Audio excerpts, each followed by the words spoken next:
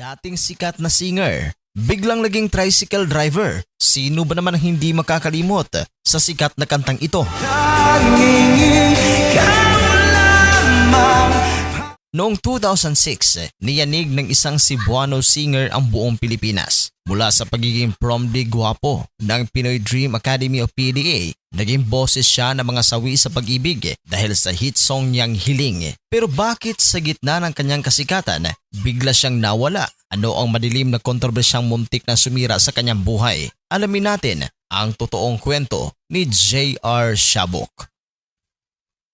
Si Eduardo Shabok Jr. o mas kilala bilang J.R. Shabok ay naging first runner-up sa Pinoy Dream Academy o PDA Season 1. Sa tindi ng kanyang karisma at galing sa pagkanta, agad siyang binigyan ng mga proyekto. Hindi lang siya singer, naging aktor din siya sa teleserye ng Pangarap na Bituin. Akala ng lahat, tuloy-tuloy na ang kanyang pag-angat, pero sa likod ng kamera, unti-unti na palang nagbabago ang ihip ng hangin. Si J.R. Shabok ngayon ay 39 years old na tubong Toledo, Cebu. Sumikat siya noon dahil sa angking galing sa pag-ahawit.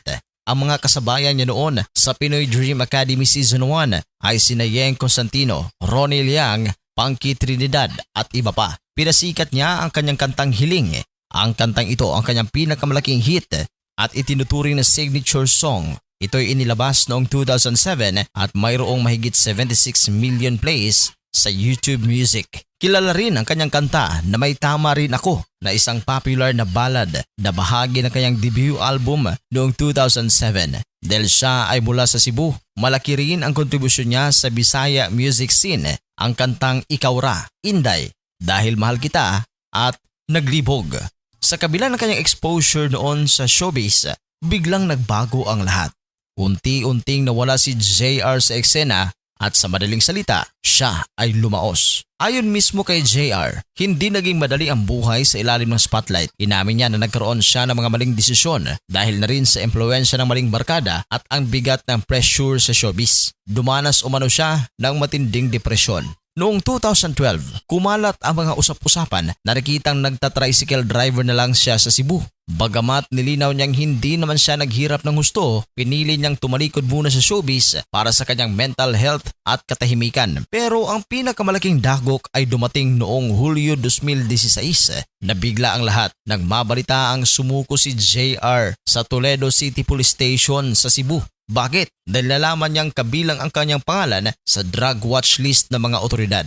Sa kanyang pag-amin, nilinaw niyang hindi siya pusher pero inamin niyang naging user siya ng kanyang asawa. Ayon sa kanya, ang pagtatrabaho bilang band singer sa malalayong lugar ang nag-expose sa kanya sa illegal na droga. Ito ang naging pinakamababang punto ng kanyang buhay at karera. Imbis na sumuko, ginamit ni JR ang kontrobersyang ito para magbago. Nag-focus siya sa kanyang pamilya at unti-unting bumalik sa musika. Noong 2023, muli natin siyang nakita sa Battle of the Judges kung saan pinatunayan niyang hindi nawala ang kanyang talento. Ngayon, aktibo siya sa pag-perform sa Cebu at patuloy na bumabawi sa kanyang mga pagkakamali. Sa kasalukuyan, si J.R. Shabok ay nananatiling aktibo sa pag-perform, partikular na sa mga lokal na kaganapan at piyesta sa Visayas at Mindanao. Patuloy pa rin naman siyang naglalabas ng musika. Ang pinakahuli noong 2024, naglabas siya ng dance version ng kanyang Visayan track na Ikaw Ra.